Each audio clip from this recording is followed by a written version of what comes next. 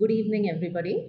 On behalf of Edelweiss and Edelweiss Mutual Fund, it's my pleasure to welcome you to our first annual open house. Firstly, on behalf of my team, I hope all of you and your families are safe and well in whichever part of the country you are in. These are exceptional times, perhaps times that many of us have not seen before. So, your safety and well being and happiness is foremost to us, and I hope sincerely that this finds you very well. It has been a 15 to 16-month period where we all haven't had the opportunity to interact in physical platforms. In normal times, we would have met in various events across cities across India. But these limitations don't mean that we can't communicate. It's more and more important to communicate openly and transparently, and for you to know what is going on with your money from the people who manage it. And this annual open house, which we will make an annual property, is a step in that direction. Very simply, its purpose is to look through the last year for all our major funds and have our fund team tell you what we did, why we did it, what went right, what went wrong, because things do go wrong, what we've learned, and what the road ahead for us is. It's not a conversation about new funds. It's not a conversation about market outlook. There are many other forums to hear that. It's just a conversation about last year. It's also an opportunity for us to hear from you and answer your questions. And through the course of the evening in individual segments and at the end, we will be answering questions. So we encourage you to post all your questions and we'll take the opportunity to answer them as well as we can. Before we get started with the evening, I also want to extend on behalf of our team a special thank you to all of us. We began our journey as Edelweiss Mutual Fund, a few years ago, and the last 3-4 years have been years of exceptional growth. While the market talks about AUM growth, I think what we are most delighted is that the family of investors that choose to trust us with their money and the family of partners that work with us has grown and grown substantially. So we thank you for placing so much trust in us and for all the feedback that you give us. We also especially want to thank the many advisors who have logged into this call and the many advisors who work with us to guide you on our money. Our mantra is Advise Zaruri Hai, and our financial advisor community is the face of that campaign.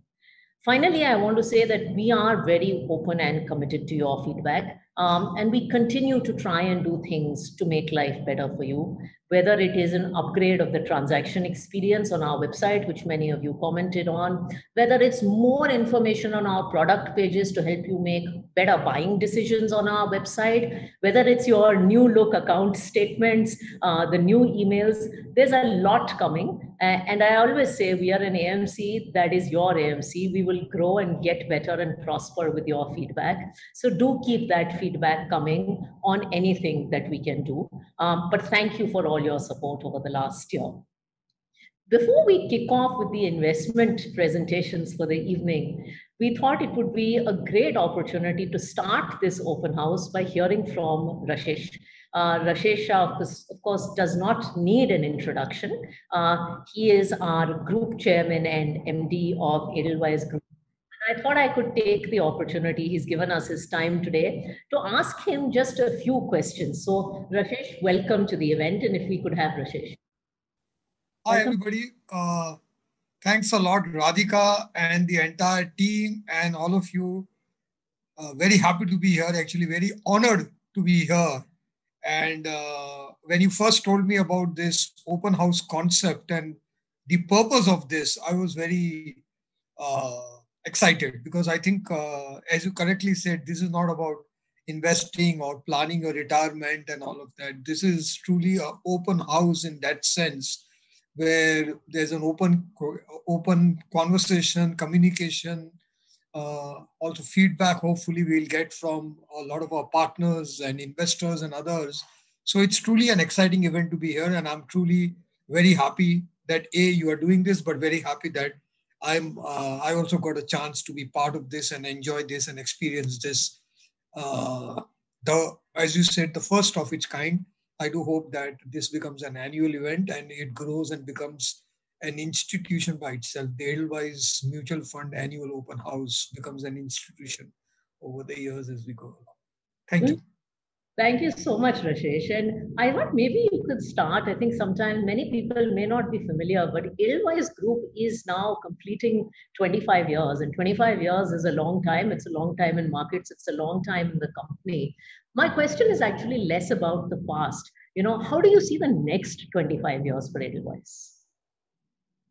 I think it's an interesting point because, and the last couple of years, just not the last 1 year with COVID and pandemic, but the last couple of years with the ILFS and the entire Indian financial services undergoing a structural change, I would think, has been, I think, the best way we could have ended our 25 years. And I do think this, I think ultimately a journey of building a business is actually many innings, one after the other. Is like I always say, when you run a marathon of 42 kilometers, you are running 1 kilometer 42 times. So I think this 25 years is, I only think, is the first innings in the many innings that we hope that we have.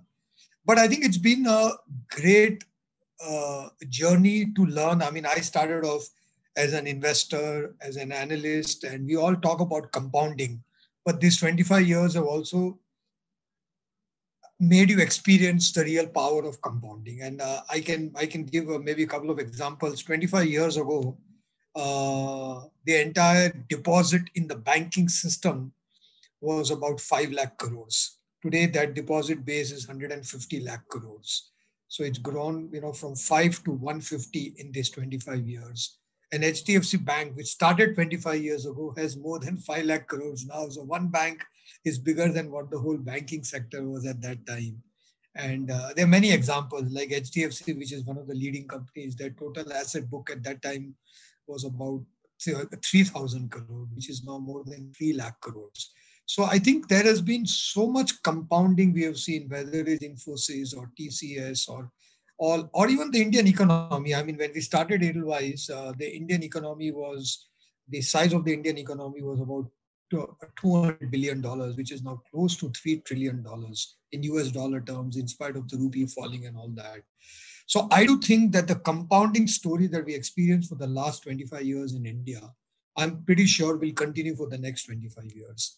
B, I think it's never been a straight line. I wish it were a straight line. It will, the hair on my head would be a lot more and I wouldn't have grayed so much. But in India, I think there is a long-term trend is fairly solid. And I think by any reasoning, whether you are a buy and hold investor or an SIP investor or whichever way you would have invested, I think making anywhere between 13, 14 to 18, 20% return would have been possible over the longer period of time in the markets. But unfortunately, or maybe fortunately, it's not a straight line.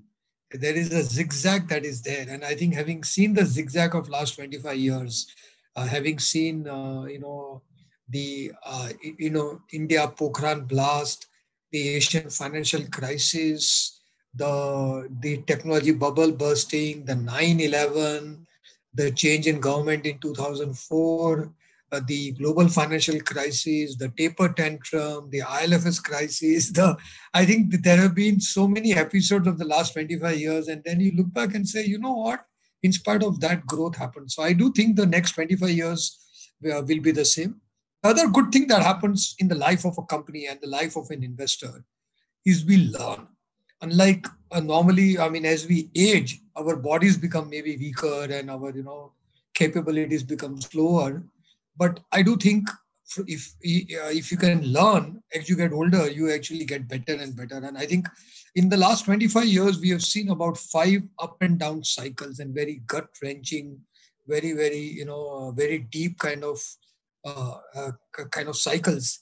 But every cycle has been a learning experience. And I think an investor or a business builder should always see everything as a learning experience. And I think what we have learned in the last 25 years, I do hope that we in Edelweiss, we put that in place and we use that learning for the next 25 years. You have to be better for the next 25 years than you were in the last 25 years in terms of you will still make mistakes and there'll be cycles and there'll be unexpected events and you will get caught by surprise. But I think if you can learn and constantly learn, and that's the journey as an investor also, it's a constant series of learning. And I've seen a lot of investors in India. One of the other good thing has been last 25 years. I've seen a lot of all the well-known investors in the market. A lot of them have been friends or have been colleagues over the years, and seeing how everybody, the smart ones, get smarter and smarter after all the setbacks and after every cycle and all. So I do hope the next 25 years is going to be like that. We are still a fairly young organization. In Edelweiss, if you see, uh, we have 8 businesses across the board. So though I think everybody thinks of Edelweiss as one business, we in the first 25 years operated as one business with 8 divisions out there. Now we are one holding company with 8 independent, standalone, very powerful businesses. Like the mutual fund business is one of the 8 businesses we have. Each one has a lot of promise.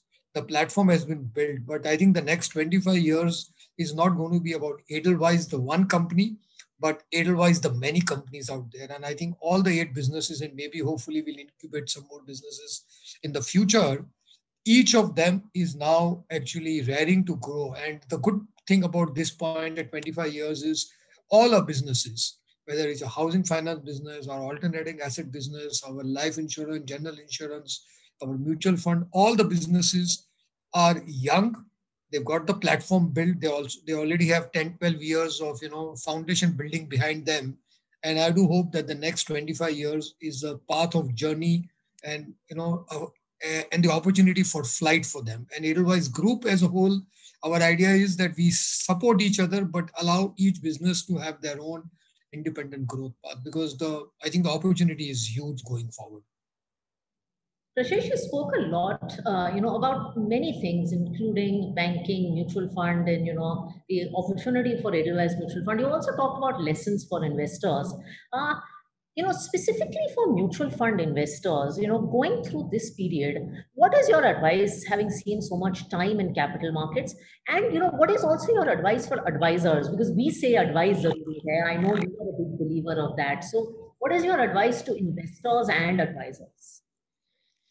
Again, I think, as I said, the long-term returns in markets are always good, but on the short term is where it gets very hard, because every day there are TV channels, and then there are newspapers saying, the end of the world is near or everything is collapsing. I do think investing is about 2 parts. One is what I call the intelligence of investing, which either you have it, or as we say, advisory. You can have an advisor who provides you the ideas and the intelligence on that. But it's also about emotions, and I think keeping your emotions in check, uh, keeping your fear and greed, as they call, in check, is one of the most important aspects for the investors. So, as I was saying, I think investing is about both, about ideas and intelligence, which either you can do the hard work yourself as an investor, or you can have a good advisor. As we say, advisor charuri hai. So I think you can get people to advise you. But the one important thing we all need as investors is to keep our emotions in check, whether it's greed and fear, or whether it's getting swayed, because there is obviously so much bombardment with the news channel and the newspaper headlines and all about how the world is coming to an end. So one of the other things I've learned about India is when things are good, they are never as good as they appear. But when things are bad, they are never as bad as they appear. So unfortunately, that drama that also fuels all of us, because investing is also about a lot of drama and all. So I always say that keep the drama as low as possible. It's a cliche to say keep your long term in mind, but I think a little bit of uh, inactivity or controlling your emotions, especially when there is extreme fear or extreme greed, like everybody wants to buy bitcoins or everybody wants to buy SPACs and all when they are hot and all. Idea is to stay, I would say, stable, or the word I like to use is as little drama in your investing as possible. Keep as little. There is enough drama going on in other parts of our life, and there is drama. I think uh, what goes on, all the events of the last 25, even the last 1 year has been horrible. I think as an individual, as a human being, what we are experiencing is really catastrophic in that sense. People are dying and there is virus out there. But in the long term, I think humanity and in the long term, India has gone through all this. So I think that there is your financial health and your physical health. And right now, obviously, all of us are worried about the physical health, and we should be worried about that. But your financial health needs as little drama, as little quick moves. You can make very structured moves, very thoughtful moves, and use advisors, use all of that. Don't see a news item on the TV and immediately pick up the phone and call your advisor or broker to liquidate your portfolio and things like that. I think those usually do more harm than help. Thanks, Rashesh. And we've spoken about so many things, but given the times, the last thing I want to ask you to touch on is something I know you have spoken about to us as leadership a lot. And this is the power of human resilience. I know you've always said resilience is an important thing. So if you could just maybe leave us to end this segment with a few words on resilience. Yeah, actually, resilience is it's a very simple word, but can be a very difficult one. And I think it basically means, can you bounce back? And I don't know if anybody has seen either Batman or if you heard Nelson Mandela. And Nelson Mandela said, it's not important not to fall, but it's important to get back every time you fall. And I think the same thing in Batman, there is that it's not important how often you fall, but how quickly you can get up. So I think for me, resilience has always been about that. It's not about not falling. Yeah, you want to avoid falling, you want to not make mistakes and all, but things will happen. Life is uncertain, there is uncertainty. You should do a lot of plans. So one of the things I always advise is plan and then go with the flow, because things will not happen as per your plan. But I think as you go with the flow, you can adapt. I think the last 1 year has shown to us that human beings, organizations, I think all of us have, transferred to work from home and this online format and all that. We are a lot more adaptable. We are a lot more resilient than we ourselves realize. And there are stories and stories of human beings, going through extreme times and and coming back. And I think one thing about resilience is obviously you need that inner strength and grit and all of that, which we all have as human beings. But the other thing you need is you need an innate sense of optimism. Last, I think I'm now today, 57 years old. In the last 57 years, if you look at most of the parameters of the world is a better place, whether we talk about gender equality or racism or tolerance. On every aspect, I think the human race has come a long way. It's still not enough. There are a lot of things we still need to conquer and all that. It's like, until 1980, women were not allowed to participate in a marathon because it was assumed that they cannot, run 42 kilometers. So given where we were and where we are now, I think we have come a long way. It's still a long way to go. There are still a lot of areas where we need to work on being a good, equitable, species in that sense. But last, the human race has come a long way. And I think that optimism is the biggest ingredient for any resilience that you think tomorrow is going to be a better day. It may not, immediately be apparent to you, but I think even after, in the current situation where India is really in a bad place with COVID and all the heartbreaking stories that we hear, I think it's very important to not only handle the current, handle the present, but also keep your optimism about the future, because even this will come to an end. It will have its own cost. It will have its own, it will have its own setbacks. So even I think falling down is not without cost. It is not without setbacks. It is not that, okay, I fell down and it's okay. You will get hurt, but you can bounce back. And I think the ability to bounce back is contingent upon this one small thing called optimism. And I think last 25 years and my career of 30 years, I've had enough things to see that, miracles happen in India. India was almost in the crisis of balance of payment in 1991, and it bounced back. And usually it is the darkest before the dawn in that sense. So I think keeping that hope alive, keeping faith, keeping optimism is very, very important. And I think investing is all about optimism. I mean, you are investing because if you are not optimistic, you will save money, but you will not invest money. And I always said that there is a difference between saving money and investing money. To save money, you are worried about the future, but to invest money, you're optimistic about the future. Thank you so much, Rashesh. I think that's a very hopeful note to end this session. And again, thank you so much for spending time with us today. It was just a pleasure having you. Thanks a lot. Thanks, everybody. And great to be with all of you. So after that very full session with Rashesh, and hope is a very good thing, we now turn it over to the main proceedings of today's open house. I'm now going to hand over the floor to Deepak Jain, who heads sales at Edelweiss AMC. He is your host and host for the rest of the evening. Deepak, over to you. Thanks a lot, Rashesh. Thanks a lot, Radhika. This was truly a wonderful session with many key takeaways for our partners. For me, the one line that Rashesh, you mentioned at the end of today's session, that investment is all about optimism and hope, will stay with us for a long, long time. With that, we now move on to the investment part of our today's open house. As many of you may be aware that we have divided our investment offerings into 4 distinct buckets. We have domestic long only, we have fixed income, we have a bucket of hybrid offerings, and we also have international fund offerings, which we offer to our partners and investors in association with JP Morgan. Each speaker will have around 12 to 15 minutes to talk about their products and to give their presentations, post which we will have 5 minutes to take any questions that any of our participants may have today. If even after those questions being taken and answered, there are some questions which are left unanswered, we will take them at the end of the sessions. All together with the entire speakers as well as our CEO Radhika being available to answer any of those questions. So let's begin our open house investment part of the discussion today.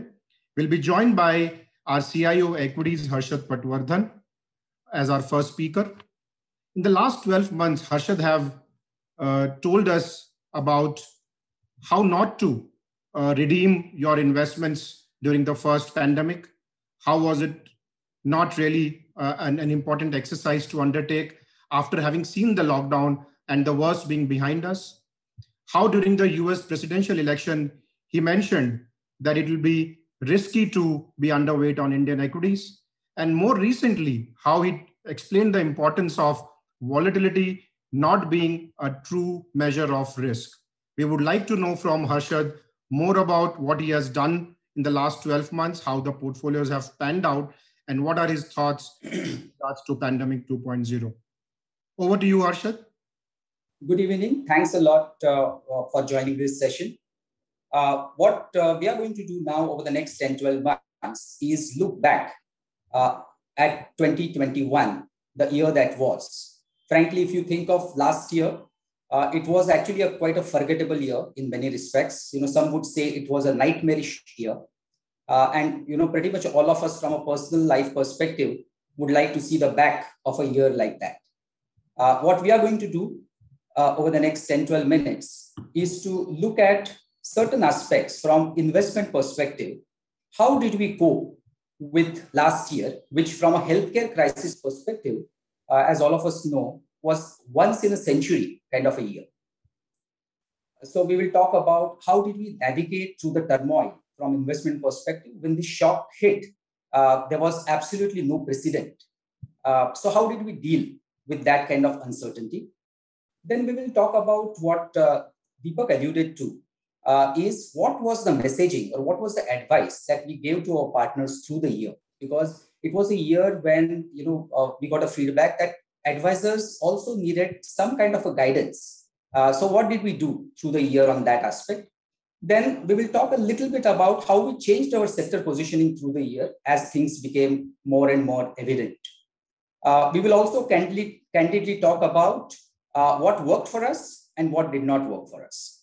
And finally, we will have a quick look at how our investment performance was like. So let me start with how we navigated through the turmoil of last year.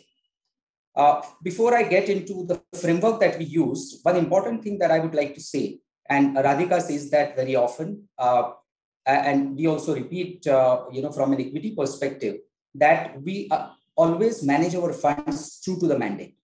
So in open-ended funds, we do not like to take cash calls because we do realize that advisors and investors give us money after doing their asset allocation.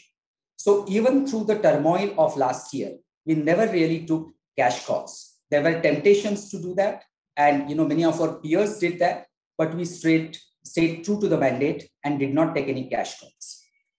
The framework that we used when the shock became more and more evident is a framework that we borrowed actually from a very famous book, Anti-Fragile by Nassim Taleb. I'm sure many of you would have read this book. So the framework we used, it's very simple actually, that you classified. So what we did is when things became apparent, we classified the businesses that we owned in our portfolios into 3 buckets: fragile, robust, and anti-fragile. And I will very briefly explain what I mean by that. By fragile businesses, these businesses are the ones where the prospects of them, long-term prospects in many cases, will get seriously compromised because of this particular shock. And when we realized, we were very, very ruthless in exiting these stocks, even though the stock prices were down 30-40% from where we bought them. One example that I've written here are multiplexes. So clearly multiplexes is not really, an essential service. So economic shutdown impacted them probably for the longest time. In addition to that, there were some pre-existing trends in the way people absorb entertainment. And this crisis actually made these trends worse. People got more used to watching things on OTT, etc. So these were fragile businesses. Robust businesses are businesses which will, of course, have a very short-term impact from this shock, but no serious durable impact. And therefore, one should ignore, we thought one should ignore the short-time price reaction. And in fact, many times add on weaknesses. One example that I've given is consumer staples. There were some disruptions on the supply chain side, but they were sorted out very quickly. The third set of businesses are, I would say, most interesting, are the anti-fragile businesses, which actually benefit from the crisis. And Rashesh talked a lot about resilience, right? So these businesses are resilient to the crisis and in fact get better with that. And the example that I've given is in Indian listed space perspective, telecom businesses benefited because everybody went digital, everybody was working from home, and the data volume of telecom companies actually rose as a result of this crisis. So that I thought I will give you a flavor as to how we navigated it. Coming to the advice that we gave to our partners from time to time, as Deepak alluded to already, the first thing that we did in the month of March or April 2020 was to have a pan-India call. And I'm sure many of our partners who are attending today probably attended that call. And we said that this is probably the worst time to sell because there was panic and crash. And we can fully understand because frankly, nobody in their investing life has seen anything like this kind of a crisis where frankly, there is no light at the end of the tunnel because we don't know how we were going to get out of that situation. So we thought that this is the worst time to sell because we reminded people at that point of time, and that was before these measures were announced, that any crisis of this proportion always sees a response from the authorities. So we will have governments and central bankers very, very strongly respond to this kind of a crisis. So the big bazookas that were unleashed, particularly in US and Europe, acted as a counter measure for this crisis. We also reminded people that, all of us have done this in college, that in any growth business, the first few years of cash flows, 1, 2, 3 years of cash flows, probably will account for 5 to 10% of the net present value. And the stock price reaction we saw at that point of time, the market itself corrected by 30% odd. Some stocks were down 40, 50, 60%. And therefore, we thought that this is the worst time to sell. Then fast forward to November 2020, we gave this big call. We normally don't give big calls on the market direction, but we gave a call that it's too risky now to be underweight Indian equities. And the backdrop to that was also, March was all right. But then for several months, we saw big redemptions from Indian investors. Mutual funds faced big redemptions. And we wanted to remind people that it's actually risky not to be owning Indian equities in good measure. The reasons, obviously, we had seen the bottoming out of economic activity. April, May, June quarter, as we know, economy contracted by 25%. but we saw a strong rebound. More importantly, we saw very encouraging signs from corporates, and I'm here referring to listed corporates, which are the bigger and more organized businesses in their sectors, actually showing very, very promising results. And we saw actually actual delivery being better than what the analysts were estimating, and that we saw after almost 6 to 7 years. And we have already seen 2 corporate earnings season where things are looking pretty good. Also, it was very apparent, and it became even more evident in February, that the government and the Reserve Bank, they are completely focused on inducing growth. So the priority will be given to induce growth and employment in the economy, and they will do whatever is within their powers. And we did see in the budget in February that the government is going to be slightly more relaxed about fiscal deficit. Thirdly, why November is, many of you will recall that within days of announcement of US presidential election results, Pfizer, I remember, came in, and then subsequently Moderna. They announced that they have vaccines that work. And for a healthcare crisis, it was very important that vaccines or treatments work, because ultimately the solution to a healthcare crisis has to come from medical field. And that we thought was a big trigger, that there is an availability of vaccine. We did point out at that point of time the 2 risks of second wave. I remember in November, most people thought that India will probably not have a second wave or not have a serious second wave. So we did say that that's a risk. And the other risk is reversal of benign monetary conditions. Lastly, towards the end of 2020 and beginning of 2021, we gave another big call that we expect mid caps and small caps to outperform large caps over the medium term, particularly after 2018 and 2019, which were the worst years on record in terms of relative performance of mid caps versus large caps. Moving on very quickly, apart from the topical issues that we discussed with our partners, we always like to highlight very, very important issues. And these are very, very structural things, but we like to share our learnings with our partners. So we did talk a lot about importance of liquidity in the context of mid-cap and small-cap mandates. We did talk about how you should not confuse volatility with risk, which many people tend to do. And Rashesh mentioned that there is so much of noise in the media that we tend to be rattled very, very easily. So it's important to separate volatility and the real risk. We also shared in the beginning of this year our learnings from running our mid-cap fund for the past 13 years. What are the various ups and downs we saw and what are the key learnings? And we, from time to time, every quarter, we also talk about why we own what we own, where we highlight some of the sectors that we own and explain the rationale for owning them. So we thought that we had a very robust interaction with our partners through the year. Very quickly on sectoral positioning, when the crisis struck, our first action was actually to reduce financials, because as you know, financials by their very nature are extremely levered entities. So any economic shock, shutdown, NPLs are bound to impact them. So our first action was to reduce the risk in the portfolio. However, as the time passed, we realized that the actual situation was far better than what was feared in the worst days of March and April. But 2-3 things I would like to point out for financials. Many, big quality financials managed to raise equity, which is the ultimate shock absorber in this industry. So they could access capital. Secondly, many bosses of financial firms started saying in their analyst calls that the NPL situation or the restructuring that they will have to do is much lower than what was originally thought just a few months back. So in mid-year, we actually increased our financial weightage. Also, as we develop more conviction that economy has bottomed out and we are on the way up, we reduced consumer and domestic pharma, and we increased cement and industrial. If you look at what our positioning is now at the end of March, you will notice that we are overweight cement, industrial, and also IT services, and we are underweight on consumers and autos. What worked for us and what did not? I think 2-3 things worked very well. One is stock selection really helped us.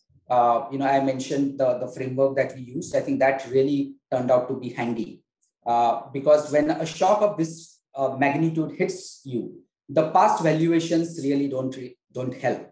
So stock selection focus was something that helped us. The active management and sectoral changes, some of which I described, I think they helped us. So we changed our portfolio as circumstances changed.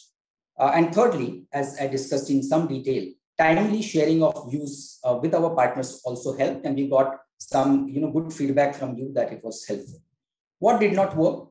What did not work was changing the complexion of large cap, mid cap, small caps. Proved extremely tricky and challenging in these volatile times. And frankly, we did have a kind of a double whammy in some of our funds because of that. Hopefully, we will learn from these mistakes and tweak our process to get better at this too. Quickly talking about the performance. On a one-year basis, you will see 3 of our 4 funds were in the top 2 quartiles. And you will notice that over medium to long term, our performance continues to be very, very strong. I will not really elaborate on that. I know that different people have different ways of looking at performance, but I want to end by talking about rolling returns. And rolling returns is something that I believe gives you a better picture about how the fund manager or investment process has done over longer periods of time. On the slide, you will see 3. The first one actually is something that is that fund has changed its positioning and nature several times over the last 13 years it has been around. So I will focus on the next 2, where more or less the strategy and the peer group has been constant. You will notice that the mid-cap fund, which I talked about, which has longer than 13 years of history, on a 3-year and 5-year rolling basis, almost 88 to 90% of the times, we have been in top 2 quartiles. Flexicap fund, where if you look at the returns from 1, 3, 5-year perspective, they may look less than satisfactory. But on a rolling return basis, you will notice that 97 to 100% of the times they have been in top 2 quartiles. And I believe that this particular measure of performance is the one that actually looks at the resilience of the investment process and the investment team. That if you fall, of course, there will be bad times, bad quarters, bad years, but do you bounce back? And that is something that I believe rolling returns measure. And I think we have done a decent job on that count. Deepak, I'm through with my slides. Thank you, Arshad, for taking us through to the entire last 12 months, how we positioned our portfolios at various points in time, and it helped investors witness strong performance. We also have a few questions for you, Arshad, which we have been able to receive from our participants today. And I would like to pose a few of them just now, and maybe a few at the end of the sessions today. The first question that comes from the participants is, there have been a cyclical rally, a value-driven rally post the US elections right up till this pandemic.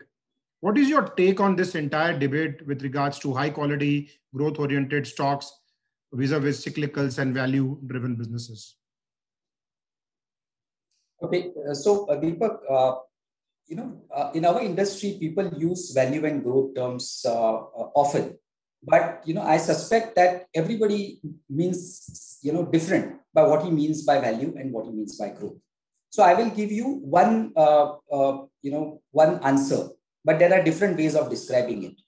So in my opinion, growth businesses you can consider from a fixed income perspective. You can talk about them as long duration businesses, because in any growth firm, by growth, if people mean that typically very high valuation, what that means from an NPV perspective, or if you do the cash flow analysis, what it means is that investors are prepared to give value to long-term cash flows, because this company will be around for 20, 30, 40 years. So one way to put it is look at them like long duration businesses, right? So when you have a situation that economic recovery is going to improve and at some stage the interest rates are going to go up, chances are that the long duration businesses, like in the case of fixed income, are likely to underperform the short duration businesses, relatively speaking. So that's one way of looking at it. The other way of looking at it is, yes, in the context of India, the cyclical businesses, which have actually not done well from a stock market perspective, because Indian economy, all of us, this discussion is about last year, but we know that for the last 7 years, and Rashesh did talk about some of the events along the way, demonetization, GST, ILFS crisis, etc. Last 7-8 years, Indian economy has been either stagnating or decelerating. So when we have a situation that Indian economy is going to go up, businesses which are levered to that economic growth are likely to outperform, high quality, high valuation businesses. That's another way of looking at it. Thanks a lot, Harshad. We mentioned about the three broad, commentary that you made in last 12 months. Two of them were very, very contextual, very topical. But the one that you recently released was with regards to volatility being a friend and not necessarily a risk measure. Can you just elaborate on that for the benefit of people who have not seen it? Sure. So, one thing that Rashesh also highlighted, that we are bombarded by, too much of noise in the markets, right? So in a lighter vein, I have written in that note that investing is not like a live commentary on an ongoing T20 match. You don't want to know ball by ball what's happening. Because when you're investing, I presume that people are investing for 3 years and 5 years. So you don't really want to know every day what is the news flow about the markets, what is the news flow about. I can understand why media does that. But I think we should not be, because the moment you expose yourself too much to that, you are bound to get perturbed. That's just human nature. So the most important thing to do is to cut out the noise and focus on what really matters. What is it that is likely to change the earnings of this company, and so on. So if you do that, I think that's useful. So volatility, many people believe that if something is more volatile, therefore that's more risky. That's clearly not true. What I would define as a risk from an investment perspective is not to be able to attain your investment objective. So if your investment objective is in 3 years' time, 5 years' time, you want to generate a certain kind of returns. If that is not attained, that's risk.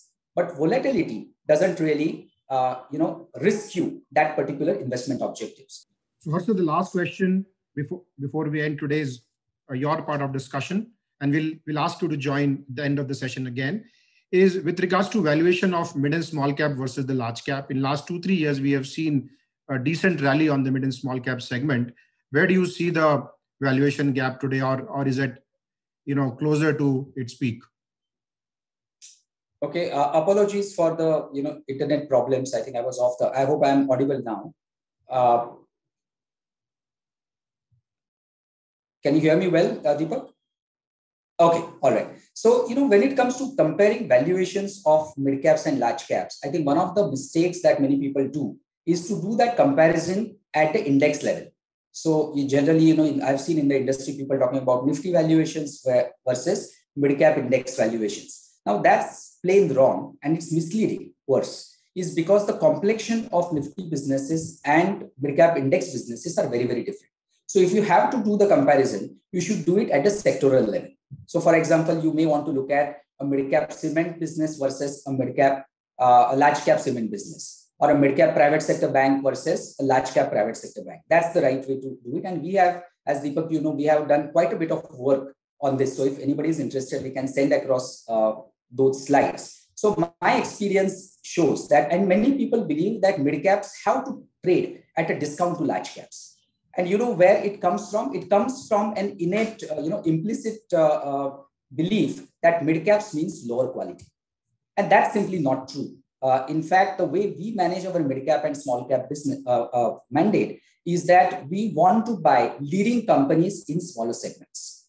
We are not compromising on quality at all. And we have seen actual examples, and we can share that with you, that in the same industry, mid caps can trade at a premium to large caps. So when I look at, in the context of our portfolios, mid cap portfolio and small cap portfolio, on a PEG basis, price to earnings growth basis, both the portfolios at the end of the March were trading at about 0.8 times, which suggests to me that the valuations are not very expensive compared to the growth opportunities in the underlying businesses. Thanks a lot, Harshad. We'll come back to you at the end of all the sessions. Thank you so much.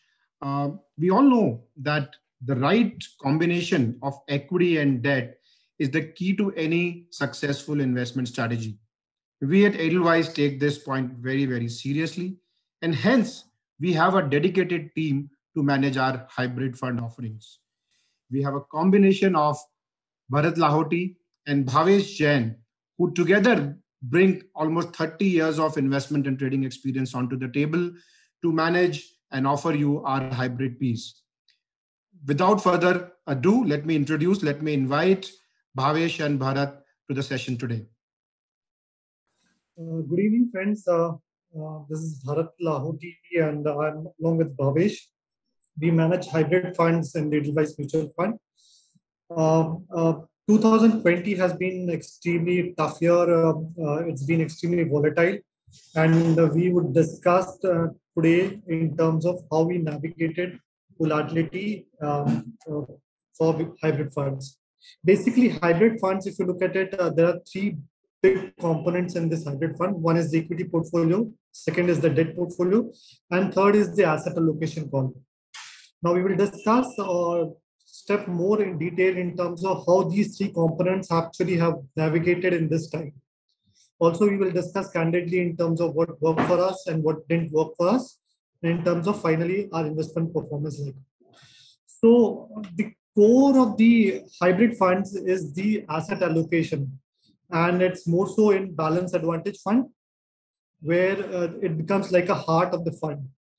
As you know, Edelweiss Balance Advantage Fund operates on a pro-cyclical asset allocation model, which typically means that we will increase equity exposure when markets are doing good, and we will reduce equity exposure when markets are doing bad.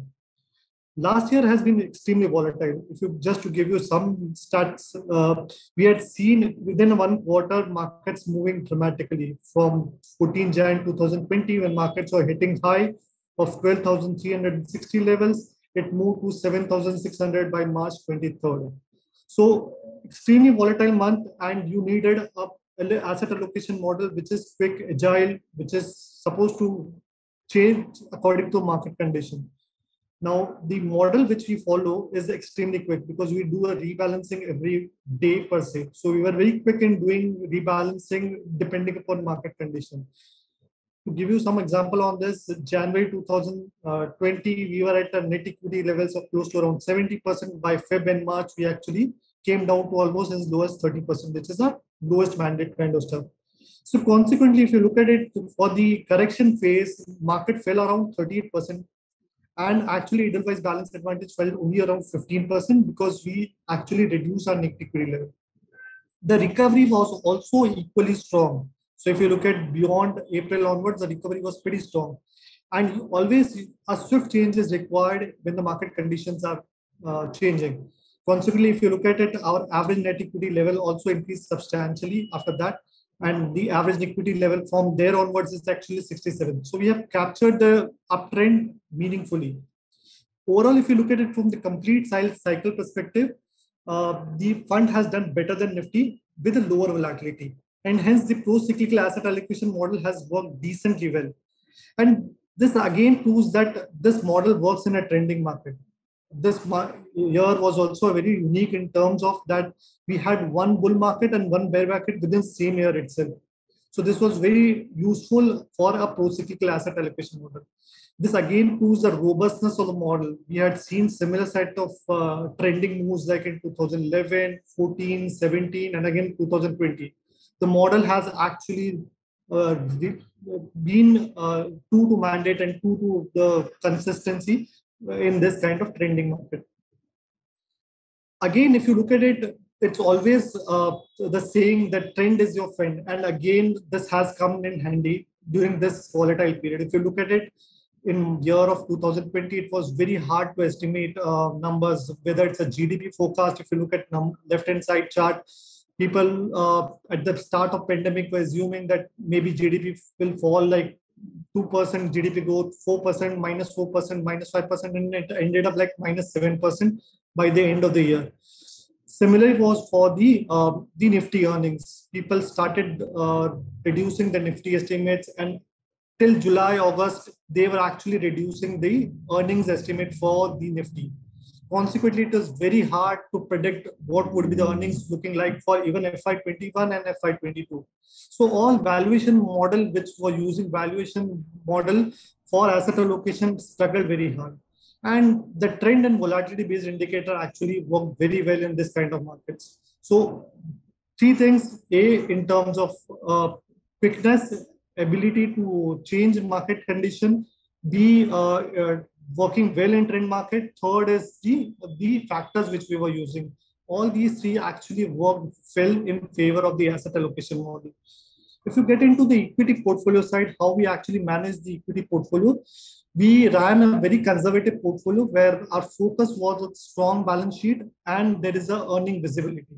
So in the first part of the year, if you look at it, we were overweight on companies which actually showing earning visibility in that kind of market. Whether it's a pharma where the drug sales were supposed to remain robust, or the technology firm, as Harshad mentioned it out, they were actually getting some amount of better data volume growth and so on and so forth. And FMCG, where the staples were the only thing which can actually be delivered in that kind of market. So they offered extremely high visibility and hence we were overweight on them. The second thing which we noticed in the entire year was there was a sectoral rotation. As new data started coming in, post the economy getting opened up, the corporates started talking about how their sectors are getting impacted.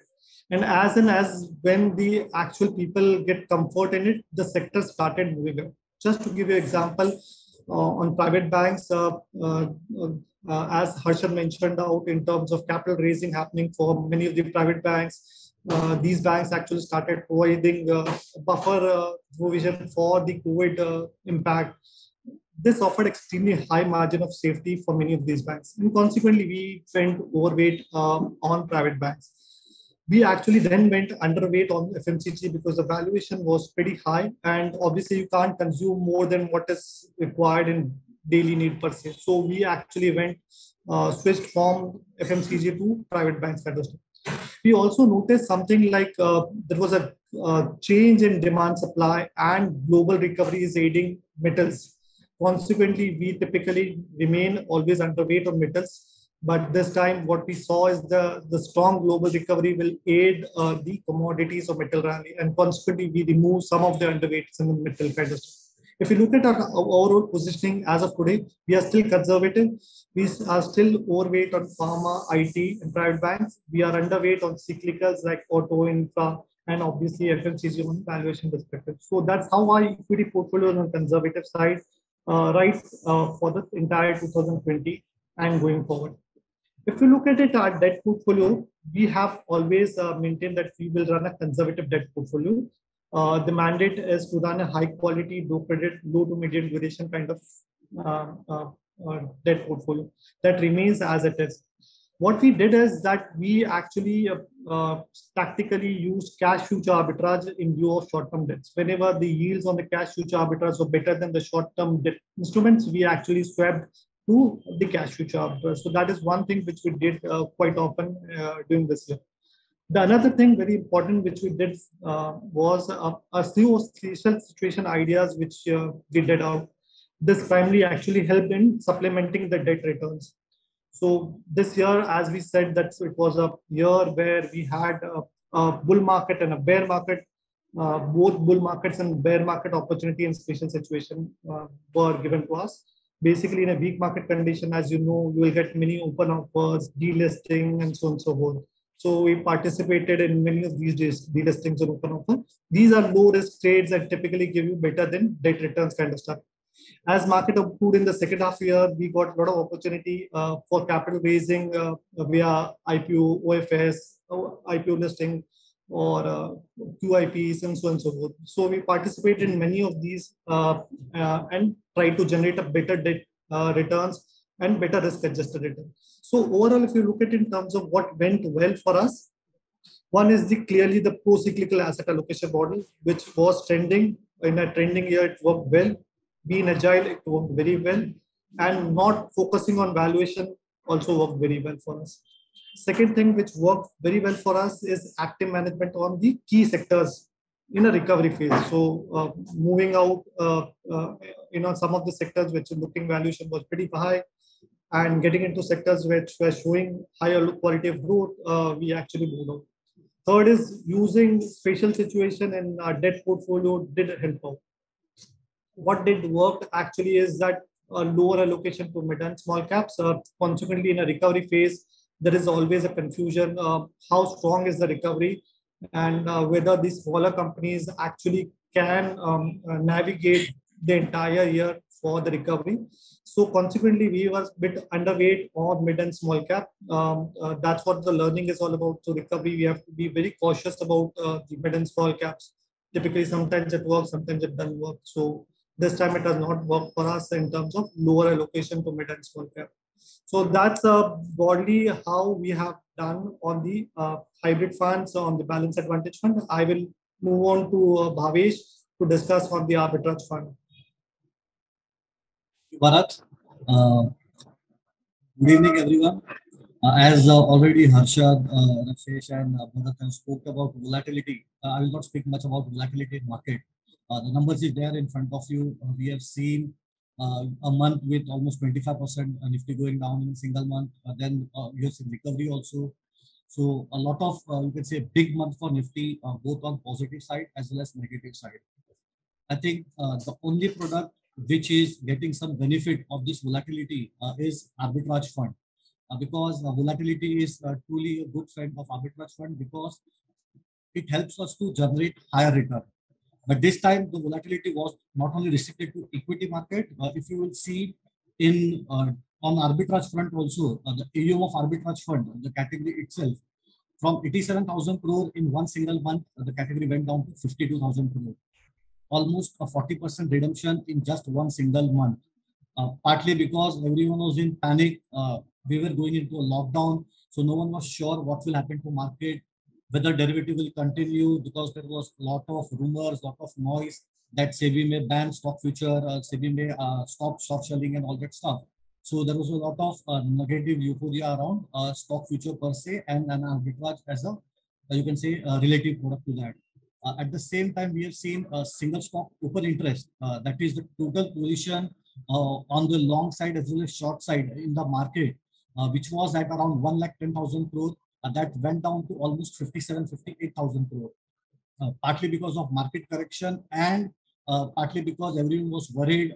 We were going into lockdown, so no one was sure whether we will be able to take position, whether we will be able to trade. Then the most important thing was everyone was saving their money. They were reading money from everywhere so that there will be cash in their hand to meet their day-to-day requirement, because no one was sure when market will open again. So the impact of the same was visible in the you can say returns of arbitrage fund. So you will see in the next slide where return of arbitrage fund were extremely volatile. So here you can see 1 month return of arbitrage for last financial year has been in the range of -2% up to positive 11.5%.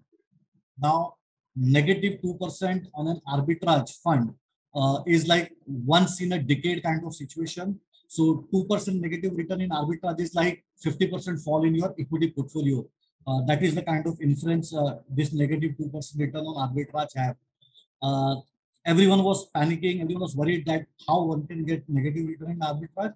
But at that time, if you see, the market situation was like that. As I said, a lot of news, a lot of you could say circulars and everything was there in market. So overall, it was one of the most volatile years we have seen in almost last 10-15 years of our managing arbitrage as a product. What our, or you can say what our advice to our partners, to our client was, the first one, the first note which we released last year was in March 2020, when just lockdown was announced on you can say 23rd of March. As I said, that month we saw redemption of almost 40% of arbitrage AUM. Our own fund from close to 4,000 crore came to as low as 2,300 crore. At that time, we really realized that this is the worst time to redeem money from arbitrage. Everyone was panicking that returns may become negative, or SEBI may ban stock future selling and all that stuff. But we were very much clear that no regulator or no government will stop equity market from functioning. Even though there was lockdown, equity market and you can say banks, these are part of essential service, and there was not even a single day when these businesses were asked to shut their operation. Finally, as we advised, March was one of the worst months for arbitrage as far as redemption is concerned, And effectively, you will see in April, in one single month, arbitrage fund delivered return of close to 12%. Now, as you can see, 40% of the clients redeemed their money, so they were not there to enjoy this fruit in the month of April. But even after that, those who entered for next 3 months, next 6 months, they kept on getting return of anywhere between 5 to 6%, which was much better compared to your liquid fund return or other low risk product at that point of time. Second fear came in the month of June, when actually return of arbitrage fund became negative. So fear was in the month of March, but that time nothing happened. In June, in fact, when recovery started in market, that was the time when arbitrage fund actually delivered negative return. Again, that time, our advice to our partners and our clients was, it is purely a phenomena of mark to market. Return from May to June expiry was negative because in May month, there was recovery in market. In addition to that, there was MSCI rebalancing of their index, and due to which, because of various, you can say, events coming together on month end of May, which was 29th of May, marking happened in such a way that 1 month return of arbitrage was negative. And as we said, it is purely because of mark to market. There is no actual negative return or no actual loss incurred by any of the arbitrage fund. But again, there was a lot of panic in market. So that time we said that you should look into arbitrage, you should come into arbitrage with a 6-month horizon. Now, if you will see those entered into, say, June, July, that period, for next 6 months, their return was close to 3 to 3.5%, which again, you have to look at on a relative basis compared to liquid fund and other low risk product. On a post-tax basis, you generate an alpha of almost 50 to 100 basis point. So you will see overall 2021, financial year 2021 was one of the most challenging year. As you all know, we entered to lockdown. So we were all managing arbitrage fund from our home. Now, arbitrage is not like your traditional equity product where you buy, say, stocks, or you select some of the sectors and then you stay invested for next 1 year, 2 year, 3 year. In arbitrage, we have to manage our position on a day-to-day basis. It is like if there is an opportunity, the one who is able to capture that opportunity fastest will be able to make maximum amount of money. So that was a big operational issue which we were facing because most of us were working from home. After that, you will see from regulatory point of view, there were a lot of circulars which came. So you will see from July till December, there were almost 10 different circulars which came either on, you can say, derivative front or margin requirement or equity market functioning itself. You will see cutoff timing for taking money into arbitrage fund or equity fund and debt funds were changed.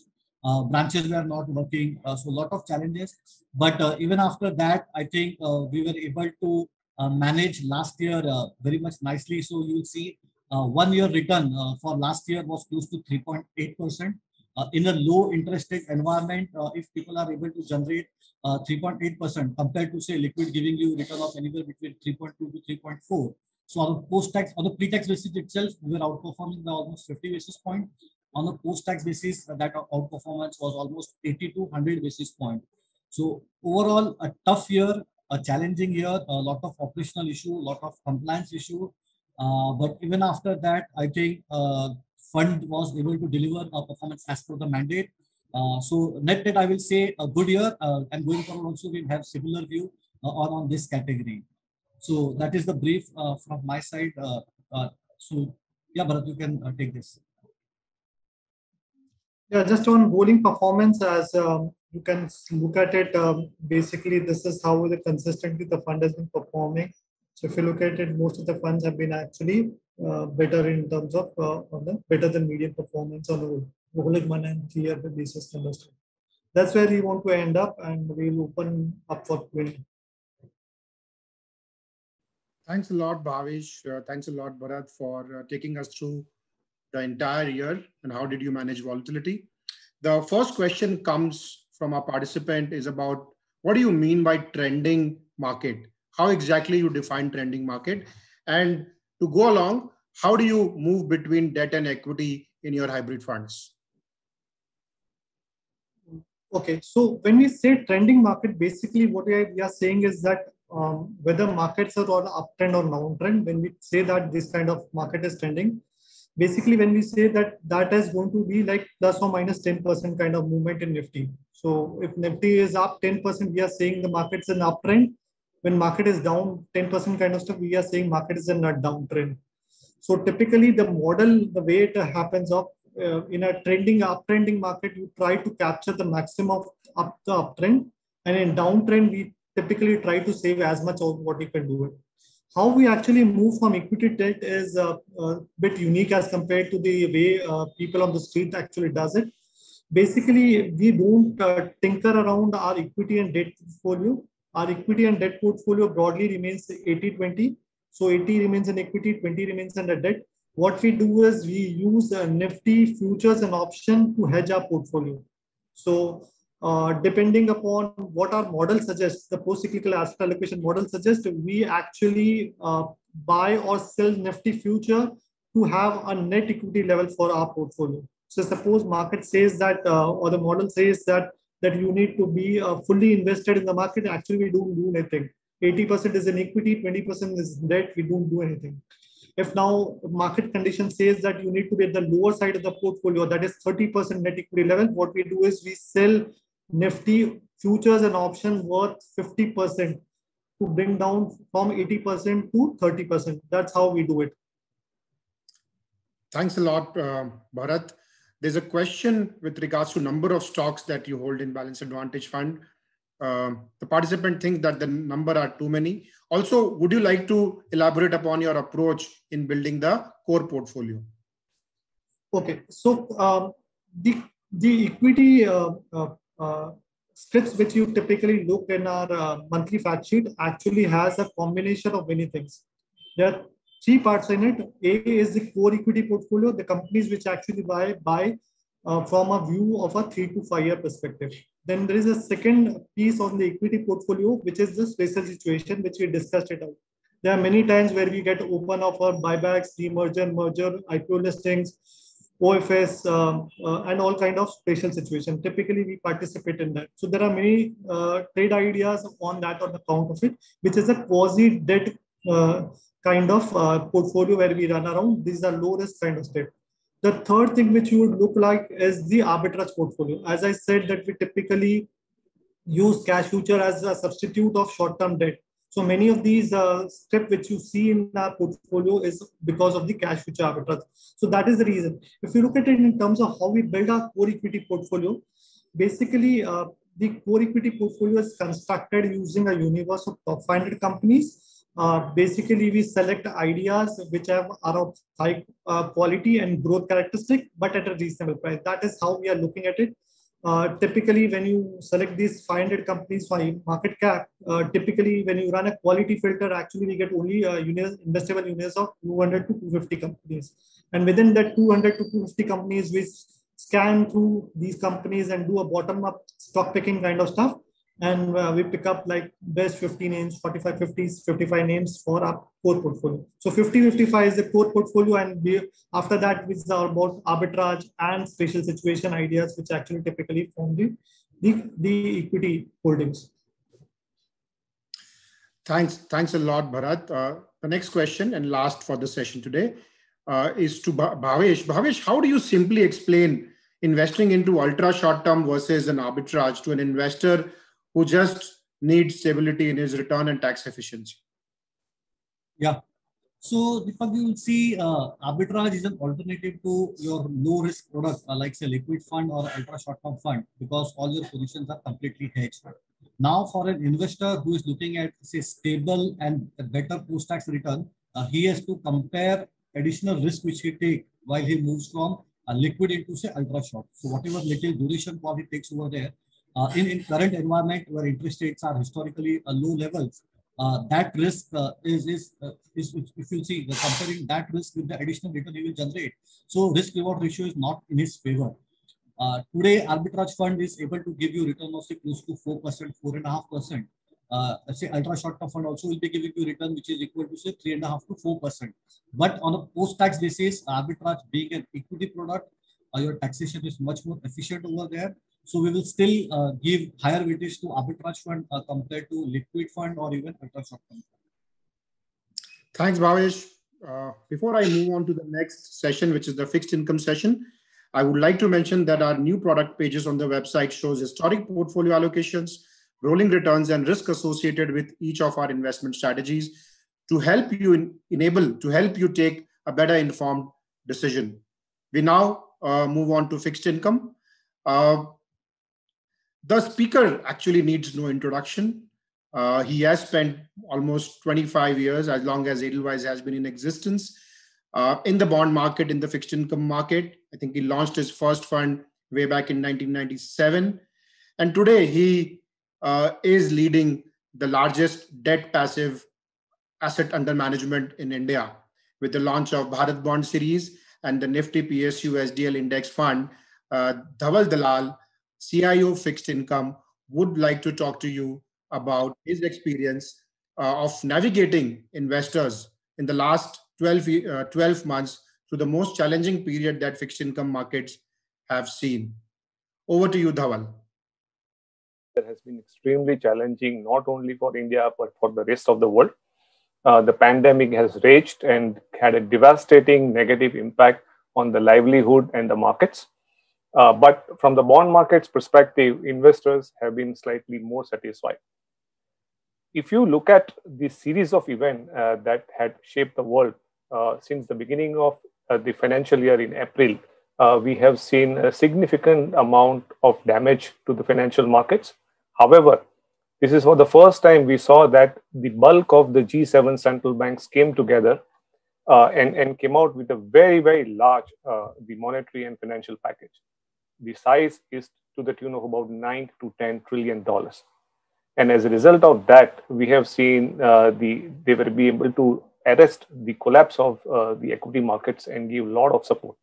In that process, they ended up reducing rates to the bottom and infusing a lot of liquidity. With that kind of liquidity and rates heading to the bottom, the bond yields worldwide have declined. In India, we have also seen a similar kind of effect. While the government of India was forced to increase their borrowing from about 8 trillion rupees to about 12 trillion rupees, I think the Reserve Bank of India has come out as a savior. I think they single-handedly guided the market, not only with rate cuts, but by handling the market and buying about 3 trillion rupees worth of bonds from the bond market. As a result of that, we have seen a very, very sharp decline in yields. And as you can see from this slide, we have highlighted the movement of the benchmark 3-year, 5-year, 10-year, and 15-year yields since the beginning of the financial year. And you can see that how yields at the short end have declined very, very sharply. And that yield decline continued all the way up to the third quarter. From the last quarter, we have seen as the US Treasury yields starting going higher, as the expectations of sharp recovery pushed the prospects of inflation higher, the yields trended higher. And as a result of that, we have also seen some amount of pullback in yields. However, overall, I think yields have remained pretty much on the lower side. One more important thing that I would like to highlight is that if you observe the difference between the 3-year yield, which is at the bottom of the range in the chart, and the 5-year yield, in the last quarter, we have seen the widening between the 3-year and 5-year government benchmark government yield, then thereby making the 5-year yield extremely attractive to invest from the investor's perspective. Clearly, with the decline in yield, it has resulted in a strong overall performance for our active basket of our funds, starting with the overnight fund and liquid fund. As you can see, what we have shown in this table is that we have shown the name of the fund, we have shown how many peer group funds are there, and we have shown the performance in 3-year, 3 months, 6 month, 1 year, and 3-year bucket. While the number shows the annualized performance on that, the numbers in the bracket shows how much outperformance we had over the median return of the peer set. So for example, if you look at the liquid fund returns, we had 39 similar peers in the same category. In the 3-month period, the fund has delivered 3.36% return annualized, and that number is about 16 basis points higher than the median peer number for the direct and growth plan. And you can see that the liquid fund has consistently generated additional performance as compared to the peer with very high quality portfolio. Similarly, if you look at the Edelweiss Banking and PSU Debt Fund, it also had a very, very strong year with the outperformance of about 20 basis points as compared to the peer set on 1-year basis, and about 130 basis point outperformance on the 3-year basis. Edelweiss Government Securities Fund also had a very, very strong year. It generated about 9.05% return, and it outperformed by about 200 basis point on 1-year basis. So we are quite satisfied with the overall performance, and we hope that this winning streak will continue in the next year as well. Clearly, with higher performance and significant amount of liquidity, we have seen investors looking to invest in fixed income funds. And we have seen investors imposing their trust with bulk of our assets. We have seen fixed income assets growing from about 15,000 odd crore to about 35,000 odd crore. Bulk of the growth has happened because of the investor imposing their trust in our Bharat Bond ETF products, and the recently launched Edelweiss Nifty PSU SDL 2026 Index Fund. So we thank investors for reposing their trust with us, and we hope to continue to scale new high in FY22 as well. Talking about the Bharat Bond ETF, which have become the core talking point for our investors, we are very happy to note that the yields of the Bharat Bond ETF have attained a sort of like a benchmark status. And they are being talked about in the same breadth as the benchmark government bond yields. It is important to note that in absence of any strong single AAA PSU bond benchmark bond index yields, it's important that the Bharat Bond ETF YTMs are being used as benchmark. And here you can see how yields have moved over the last 1 year. Let's talk about some of the Bharat Bond ETF, starting with the Bharat Bond ETF 2023. Over here, we have shown two different type of data points. The line, blue line, is the index that is being tracked by Bharat Bond ETF 2023. And the gray line is the NAV movement, and these are normalized number. And the green portion suggests the movement of the AUM through the year. So as you can see that the NAV and the index value for Bharat Bond ETF 2023 has been able to track very, very, very closely. And we are quite happy about that. With regards to the AUM, we started the year strong, but as the bond yields decline, it appears that bulk of the investors wanted to move out from a short maturity fund to a long duration fund. As a result of that, we have seen a very, very sharp decline. But the important thing is that we were able to liquidate the assets without any significant negative impact on the NAV of the fund or increasing in a tracking error. So this is something that we are very, very happy about. On the right side, we have the Bharat Bond ETF 2025, where we have seen a significant secular increase in the AUM of the fund, which we are very happy about. I believe that investors are looking at Bharat Bond ETF 2025, which has a 4-year residual maturity as a substitute for some of the other funds which are available in the market and which has a slightly higher yield and a higher track record as well. Bharat Bond ETF 2030 and 31, which are on the next page, have surprised us on a higher side with significant amount of increase in the AUM. Looking at the total AUM between the two schemes, you can see that the total AUM being managed by the two schemes is about 18,000 crore. And we have seen a secular uptrend in the AUM of both the funds. It basically shows that there is a latent demand for quality, long duration assets. And I believe that as the government of India starts closing doors for various options such as BPF and GPF for the investors, I believe that investors will look for a very high quality, long duration fixed income fund, which will basically give them slightly higher and predictable return as compared to what they could probably get in some of the other instruments such as bank deposits or a long duration bond. So Bharat Bond ETF 2030 and 31 are emerging as a very, very strong pillar for investors in the long fixed income asset allocation. And we believe that there's a huge scope for the AUM to grow further on these two ETFs. Now, we are also exploring, and this is something that is very, very close to our heart, that as Bharat Bond ETF 2023 is now having 2 years of residual maturity. And now the Bharat Bond ETF 2025, which has a 4-year of average residual maturity left. One of the ways some of the investors should probably look at it is to compare the performance of both the schemes vis-a-vis CRISIL short-term bond index.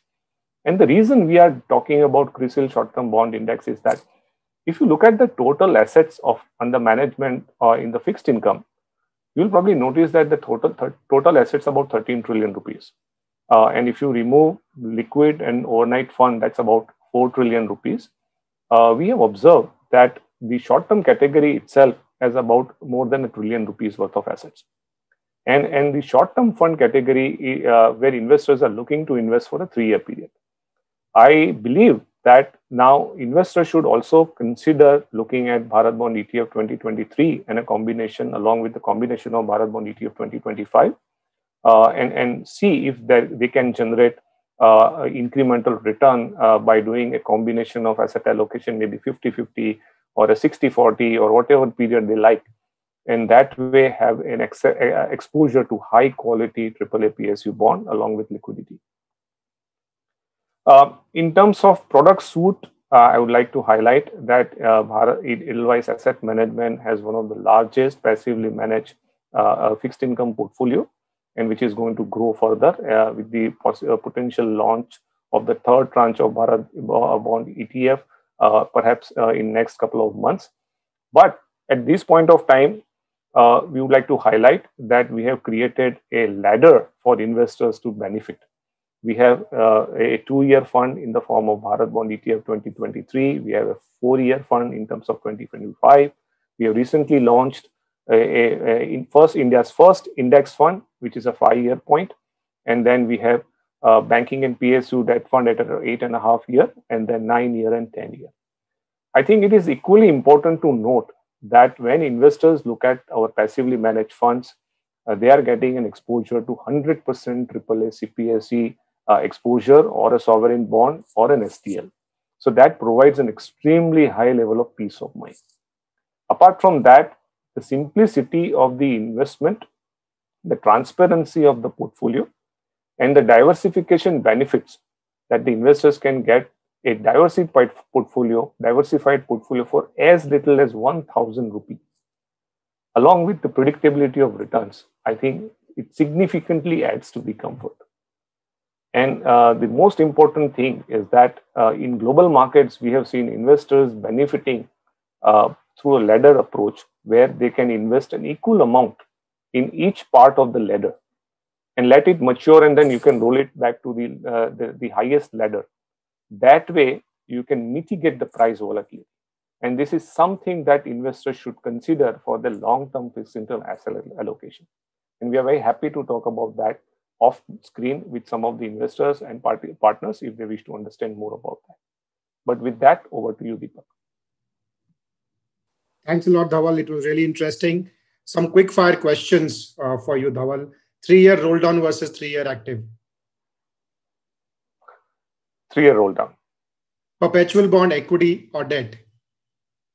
In the order, equity, debt, perpetual.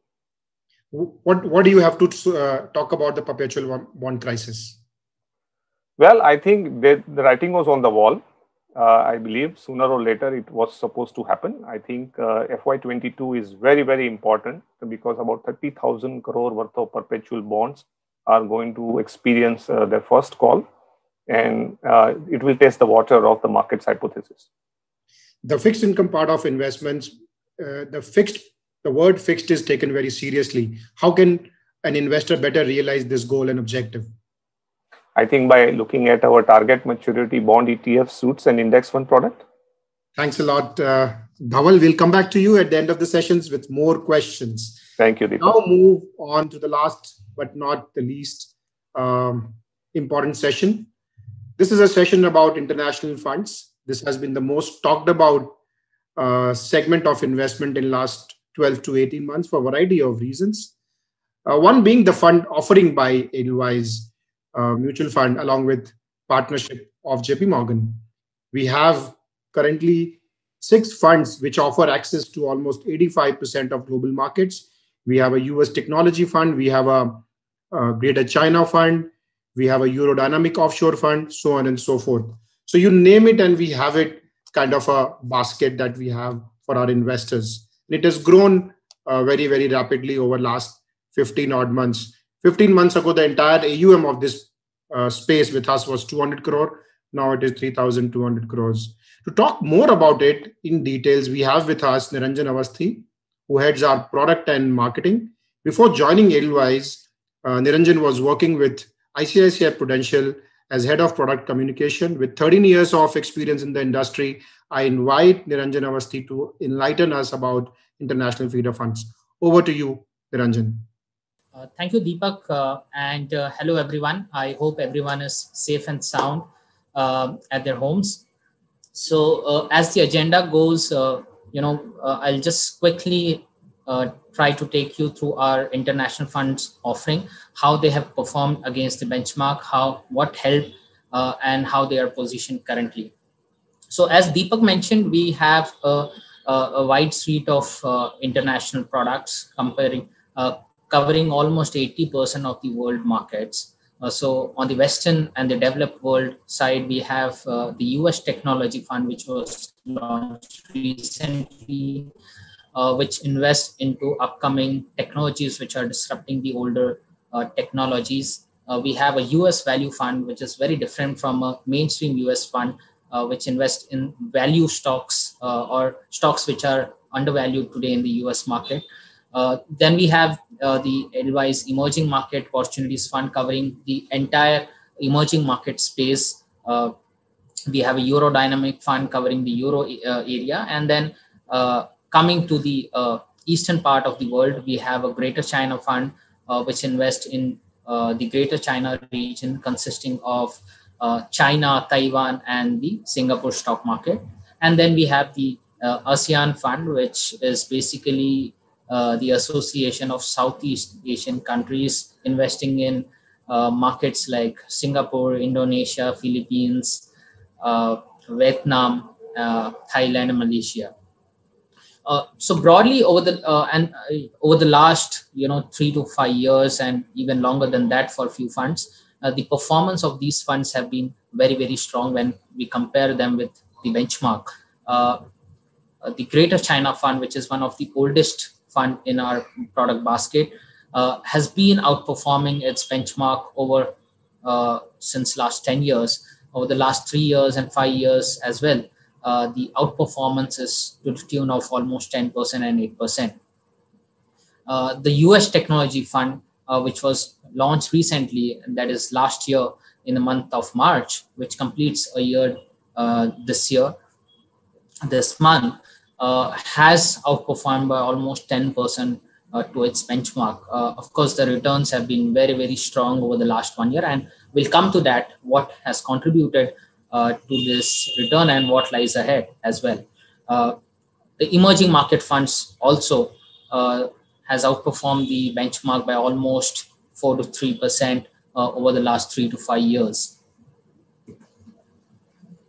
The ASEAN Equity Fund, which I mentioned, invests in the Southeast Asian countries.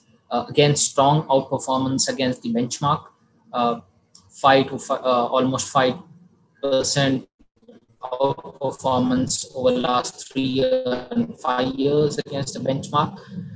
The US Value Fund, while value as a theme has not performed compared to the growth theme in the US, but still the numbers talks a lot. Over the last 3 and 5 years, even this fund has outperformed its benchmark by almost 1.5 to 2%.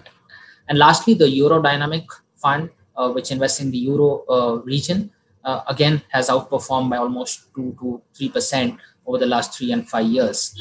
So all in all, in a nutshell, if you see, almost all funds have outperformed their benchmark handsomely over the last 3 years and 5 years. And of course, in last 1 year, the outperformance has been even much better because of the active management which they have been doing over the last 1 year. So what has contributed to the performance? So we'll try to cover the key funds over here. So starting with the US Tech Fund, which has completed a year now, very interesting names comes up if you see the stocks which have contributed to this fund. And usually people will believe or will have a view that the FANG stocks would have contributed a lot to this portfolio. But the fact of the matter is the FANG stocks has only 8 to 9% of the overall portfolio. And the major outperformance which has come in are from the names like Tesla, and Tesla needs no introduction. Company which is changing the world. Almost half of the automotives will be electric vehicles by next 10 to 20 years, and Tesla is a leader amongst it. The stock has delivered almost 750% returns in last 1 year. It's contributed almost 10% to the overall fund performance. Enphase Energy, again, a very interesting stock or a company which is basically into solar panels and solar technologies installing at residentials. And okay, so coming to the slide, lastly, company which is Twilio, again, an online communication services, has again contributed a lot. So broadly in terms of sectoral contribution, hardware, software, and IT services contributed major returns in the fund. What changed over the last 1 year in the fund? So it actually remained overweight or increased its overweight slightly in semiconductor, internet companies, and software service providers. Also, it went underweight from overweight to underweight in some software companies and internet companies because of the valuation reason. How the fund is positioned currently, the top 10 holdings remain largely the non-FANG ones. Companies like AMD, Lam Research, Synopsys, most of these are into semiconductors and automobiles. Tesla, Twitter, Facebook, again, Twilio and Analog Devices remains as the key holdings in the fund. If you look at the portfolio quality, today, the EPS growth over the next 12 months is again healthy at around 24-25% compared to the benchmark, which is stated to grow at 15%. Now, if you see the contribution of technology as a sector in the overall earnings growth, it's been almost 2 to 3 times better than the traditional sectors in the US over the last 5 to 10 years, which is again expected to continue. If you see the S&P 500 non-technology names and their earnings growth potential, it's close to just barely double digit, whereas this theme is stated to grow at healthy double digit numbers over the next 1 to 2 years. Quickly coming to another fund which is widely held by our investors and is the Greater China Fund. So Greater China, as the name goes, it invests in the Greater China region, which covers China,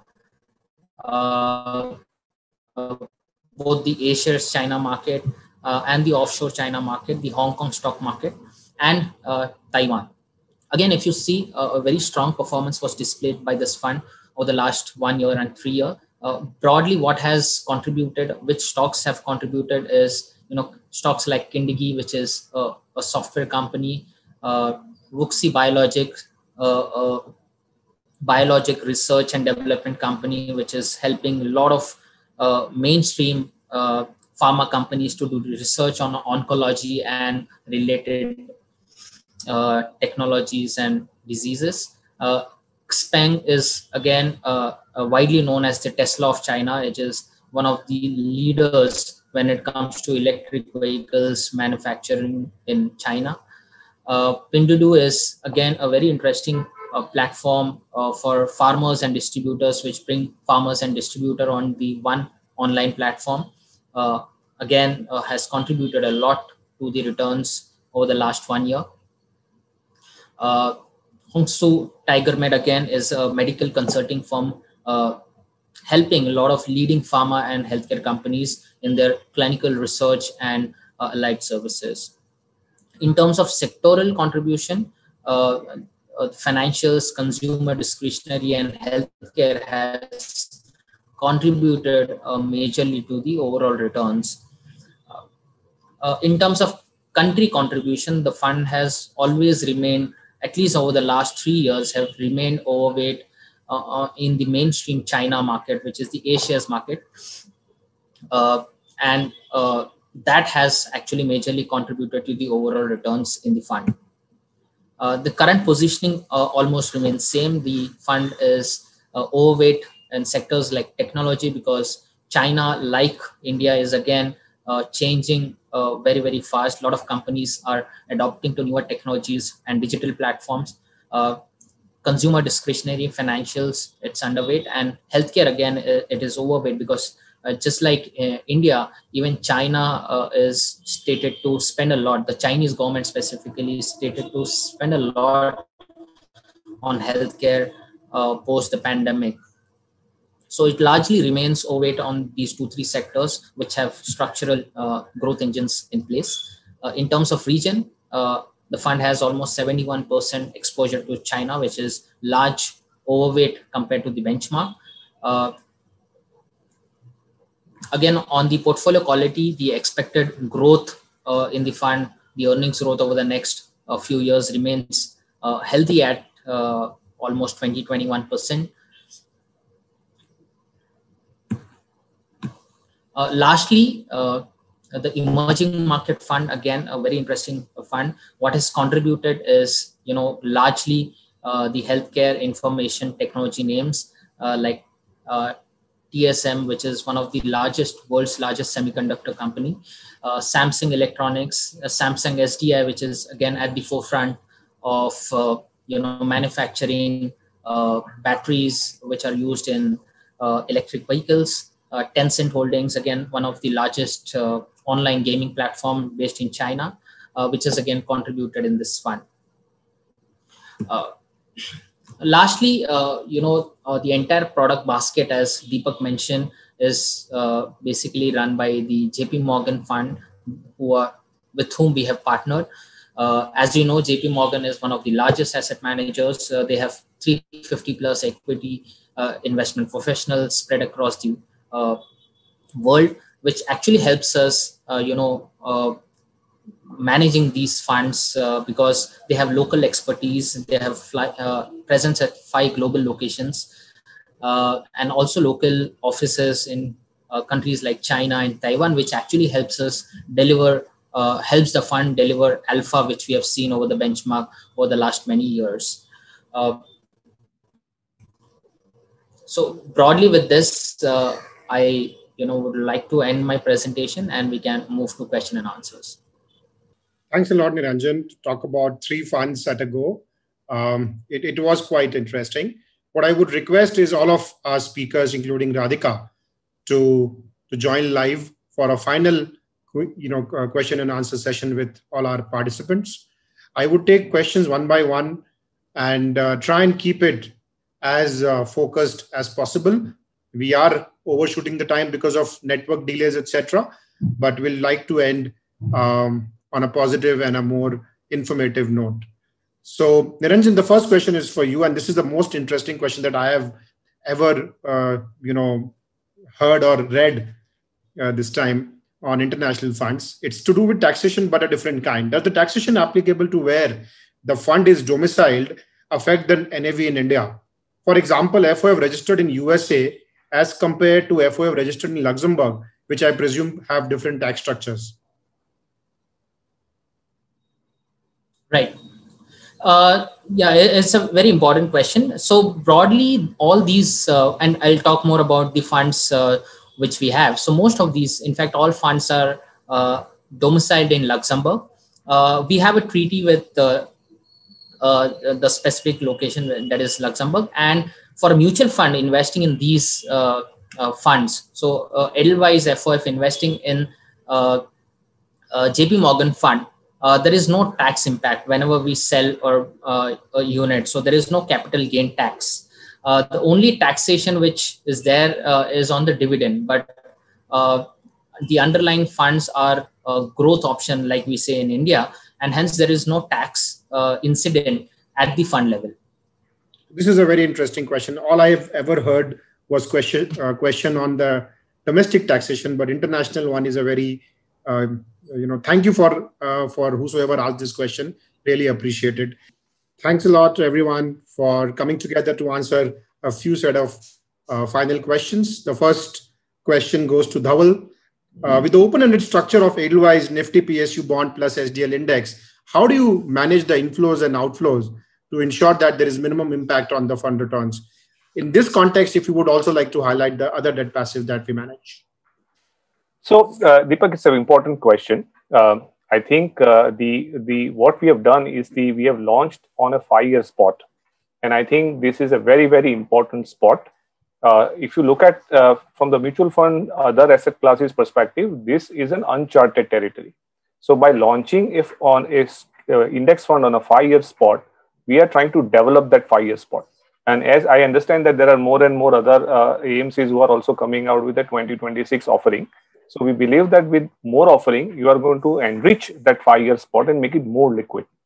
And once it becomes more liquid, you are going to see more issuers coming and issue more bonds in the 5-year spot. So that way, we believe that we will be able to cater to a larger scale of size going forward. At present, given the size that we have, about 1,000 crore and what other investors, other AMCs have done, secondary market is sufficiently able to provide us with the assets that we need. Thanks, Dhaval. The next question is to the dynamic duo of Bhavesh and Bharat. The question is with regards to capabilities in terms of capacity of Balanced Advantage Fund. Is there a size constraint to the strategy? And second, why is it more volatile than other funds? The question gives references to ABSL and Kotak funds as well. Okay, so let me take it. Maybe Bhavesh can add it more on this. In terms of volatility of the fund, as you know, actually we run a pro-cyclical asset allocation model. So typically, our beta of the portfolio in a rising market will be closer to actually the way the market behaves. But if you look at an overall cycle basis, when market falls and market rises, there's a complete cycle. When you look at it, you will see actually our standard deviation and all these parameters are in line with most of the funds. So broadly, it's not as volatile as it looks like, but in a complete cycle, it's actually in line with most of the funds. That is one thing. Bhavesh, you want to add more on this? So Deepak, if you see, people are comparing data for last 1 year. In last 1 year, market have fairly remained in a, you can say, bullish stance. From bottom of around 7,600, we have touched almost 15,000. So in a rising market, normally what our model wants to have is higher equity allocation.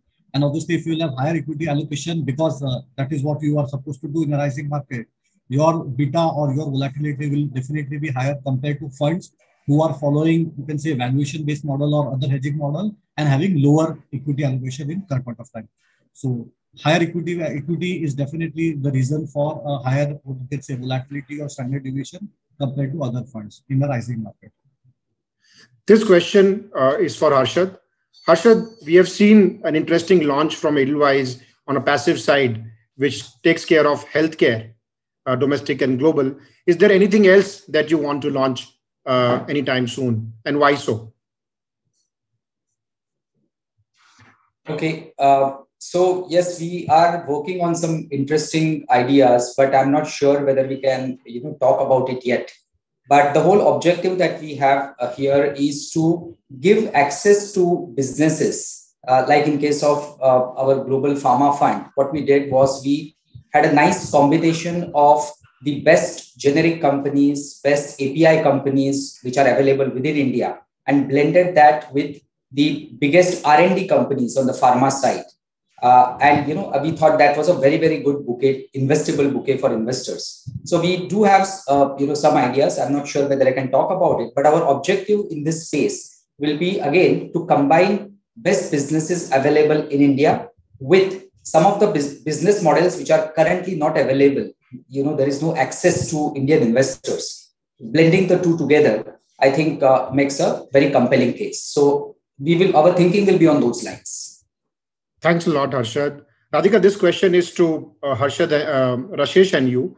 Does Edelweiss see itself as a bank in next 25 years of journey? So this is hard for me to comment on. I don't even know if Rashesh can comment on, because 25 years is very, very long. I don't think if you asked Edelweiss if they would be a mutual fund player when Edelweiss started, it was just an investment bank. I think it's very hard to say what it will be like over the next 25 years. What Rashesh's comments so far have been, and this is my limited understanding, is that we are open to the idea. I think the nature of banking is also changing in any case. So I think we are open to the idea, but there is no firm plan that the group has announced. Back to you. Niranjan, this question is to you. Do you think that international funds charge very hefty fees? Is there any regulation on them? So Deepak, this question is often asked on very social media, and whenever I talk, this question comes up. So let me give a very simple answer. SEBI is there to take care of this, and all funds, whether it is international or our domestic fund, have same expense structure caps. So for our offshore fund or our equity fund, the cap is same. The max expense is 2.25%. And in our fact sheet as well, we give the expense ratio, which includes the expense of underlying fund. So for investor and distributors, it is very easy to see, and that's the only expense which are there in these funds. There's nothing beyond that. And if you compare these funds with broadly our domestic fund, be it indirect, regular option, the expense ratios are same. Radhika, this question is to you. Do you see an opportunity, or Dhaval also can take this question, in international debt fund space? So maybe I can take this and Dhaval can add. I think globally we are going through a period where yields globally are extremely low. And in fact, people are coming to India. Even the most sophisticated foreign investors are coming to India to chase yields. Over the last 2-3 years, we've had various conversations, including with JP Morgan, about a total return bond fund, etc. But I think net, the investor opportunity right now has not looked compelling. If it does look compelling, we'd be very happy to bring the product to market. But when the world is coming to India for yield, I think globally you should chase the equity story, not the debt story right now. Dhaval, if you want to add anything, you can. Yeah, so I'm going to answer this from a slightly different perspective, Deepak. We believe that in India, we are going to see a structural decline in bond yields. With Indian 10-year still at around 6%. If you look around in the world, in our neighbors, you will probably see small countries like Vietnam, Malaysia, Thailand, Philippines. Most of the countries have the 10-year significantly below 3%. So I think the RBI and the government are working towards ensuring that the term premium gets lower. If that is what the ultimate goal is, then I would rather remain invested in India, particularly on the long end of the yield curve, and benefit from the potential decline in yields. Mr. Bond strikes again. Always. Always. So the next question is to the dynamic duo of Bharat and Bhavesh. Why don't you use stock futures to hedge your position and instead use Nifty as a means to hedge in the balanced advantage fund? What are the benefits and likely losses, if any? There are two parts of it, and in terms of how we actually, in terms of volumes, what is available on the markets for stock-specific futures. So if you look at it in times of distress, or there is a very high volatility in stock level futures, and consequently, when you try to hedge the portfolio at that point in time, it's very difficult to that angle. That is one angle to it. So volumes on the stock futures is pretty low. So liquidity is extremely high in the Nifty futures, and you can hedge your portfolio very quickly through Nifty futures. That is one angle to it. The second and the most important angle to it, we construct our portfolio, equity portfolio, using a separate fundamental logic. And typically, we construct a portfolio with a view that it will outperform Nifty on a longer horizon. And when we try to do a stock-specific hedging, actually, we are trimming down our own portfolio to that extent. So that's not the wisest move. So what we do is that we short Nifty futures. Basically, we are getting alpha on the portfolio and we are hedging our portfolio. That's the two angle to it. Thanks a lot, everyone.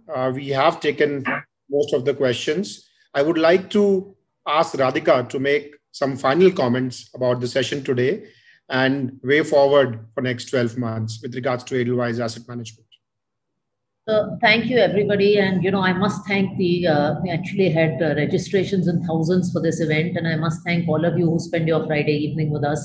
Even after 2 hours, there are many of you there. And I must also apologize for the network issues. I think it's a peril of doing something in lockdown with 7 or 8 different speakers from Bombay. So Murphy's Law kicked in. But I hope we were able to cover everything and cover hopefully a very wide basket of funds, answer as many questions as we can, and we'll continue to refine this property, and it remains an annual initiative.